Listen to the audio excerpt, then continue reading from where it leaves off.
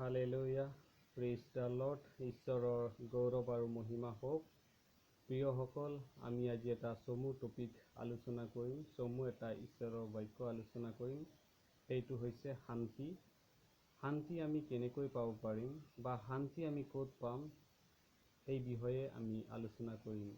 আহক ঈশ্বৰে সকলোকে এই বাক্য শুনিবলৈ আৰু বুজিবলৈ তেওঁ জ্ঞান দান কৰক, আৰু তাৰ যোগেদি আমাৰ আত্মাৰ যি শান্তি, সেই শান্তি আমি লাভ কৰিব পাৰিম। আহক আমি এটা বাক্য চাম।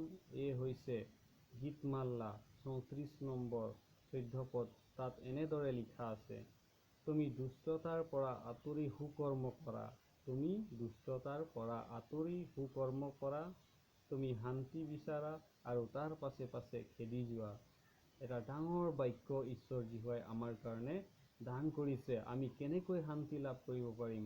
আমি যদি সুকৰ্ম কৰিম, তেতিয়াহে আমি শান্তি লাভ কৰিবলৈ পাৰিম বা শান্তি আমি পাম।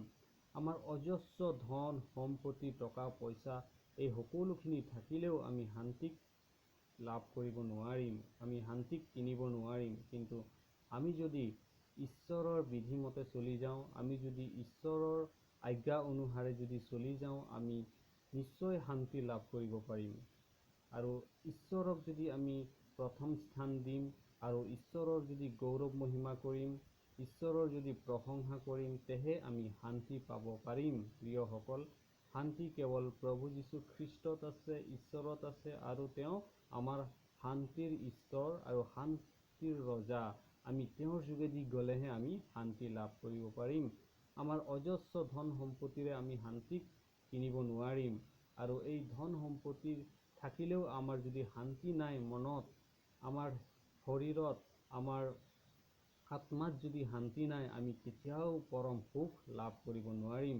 আৰু আমি যদি ঈশ্বৰত লাগি থাকিম, ঈশ্বৰৰ আজ্ঞা অনুসাৰে যদি আমি চলি যাম, তেতিয়াহে আমি শান্তি লাভ কৰিব পাৰিম আৰু পৰম সুখ আমি লাভ কৰিব পাৰিম। প্ৰিয়সকল, আমি যদি যোহন 14 অধ্যায় 27 পদত যদি চাওঁ, তাত এনেদৰে লিখা আছে, খ্ৰীষ্টই পৃথিৱীত শান্তি দিবলৈ আহিল। মানৱ জাতি যেতিয়া পাপত আছিল, যেতিয়া দুখত আছিল, সেইটো সময়ত প্ৰভু যীশু খ্ৰীষ্ট আহিল আৰু শান্তি এৰি থৈ গ'ল। তেওঁ সকলোৰ নিমিত্তে আহিছিল। সকলো জাতি, সকলো গোষ্ঠী, সকলো বংশৰ নিমিত্তে তেওঁ আহিছিল, আৰু তেওঁ আমাৰ কাৰণে তেওঁ শান্তি এৰি থৈ গৈছে। সেয়েহে আমি যদি খ্ৰীষ্টৰ অনুগামী হৈ খ্ৰীষ্টৰ দৰে যদি আমি কাৰ্য কৰিম আৰু পবিত্ৰতাৰে যদি জীৱন যাপন কৰিম, তেতিয়া নিশ্চয় আমি শান্তিৰ অধিকাৰী হ'ব পাৰিম। আৰু শান্তি কেৱল প্ৰভু যীশু খ্ৰীষ্ট আৰু ঈশ্বৰতহে আমি শান্তি লাভ কৰিব পাৰিম। তাৰ যোগেদি আমি যদি জীৱন নিৰ্বাহ কৰিব পাৰিম, ঈশ্বৰৰ বাক্যৰ যোগেদি যদি আমি জীৱন নিৰ্বাহ কৰিব পাৰিম, তেতিয়াহে আমি পৰম শান্তি লাভ কৰিব পাৰিম। আৰু এই শান্তি ক'ত পোৱা যায়? আমি যদি ৰোমিয়া 5 অধ্যায় 1 পদত যদি দেখিবলৈ যাওঁ বা ষ্টাডি কৰোঁ, আমি তাত পাম যে খ্ৰীষ্টত বিশ্বাস কৰি আমি শান্তি লাভ কৰিব পাৰিম। আমি যদি খ্ৰীষ্টত বিশ্বাস কৰি আগুৱাই যাওঁ, তেতিয়াহে আমি শান্তি লাভ কৰিব পাৰিম বুলি বাইবেলে আমাক আদেশ দিছে। আমি সেই শান্তি বিচাৰি প্ৰভু যীশুৰ পিছে পিছে যাব লাগিব। প্ৰভু যীশুৰ বাক্য অনুসাৰে যাব লাগিব। তেতিয়াহে আমি পৰম শান্তি লাভ কৰিব পাৰিম। প্ৰিয়সকল, আমি শান্তি ক'ৰবাত বিচাৰিলে আমি কেতিয়াও শান্তি লাভ কৰিব নোৱাৰিম। আমি কিনিব গ'লেও শান্তি নাপাম। কিন্তু যীশু খ্ৰীষ্টত বিশ্বাস কৰি, তেওঁত ভৰসা কৰি আমি শান্তি লাভ কৰিব পাৰিম।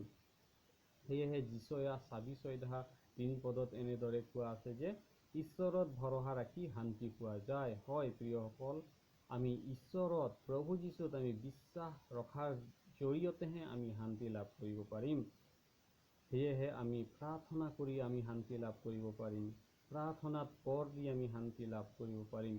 ফিলিপিয়া 4 অধ্যায় 6-7 পদত কোৱা হৈছে, প্ৰাৰ্থনা কৰি বা প্ৰাৰ্থনাত পৰ দি থাকিলেহে শান্তি পোৱা যায় বুলি কৈছে। সেয়েহে আমি ধন্যবাদেৰে প্ৰতিটো সময়ত ঈশ্বৰৰ গৌৰৱ আৰু মহিমা কৰাৰ যোগেদি ঈশ্বৰে আমাৰ জীৱনত শান্তি দান কৰিব। তেওঁ সকলোৰ নিমিত্তে তেওঁ শান্তি এৰি থৈ গৈছে, আৰু যিজনে প্ৰভু যীশুত চলিব, যিজনে প্ৰভু যীশুৰ আদেশ মানিব আৰু তেওঁৰ বাক্যৰ যোগেদি আগুৱাই যাব, তেওঁ নিশ্চয় শান্তিৰ অধিকাৰী হ'ব পাৰিব।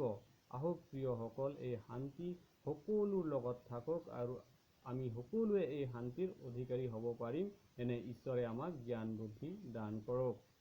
আহক এই চমু টপিকেৰে, এই চমু উপদেশেৰে ঈশ্বৰে সকলো জীৱনত আশীৰ্বাদ দান কৰক। আমেন।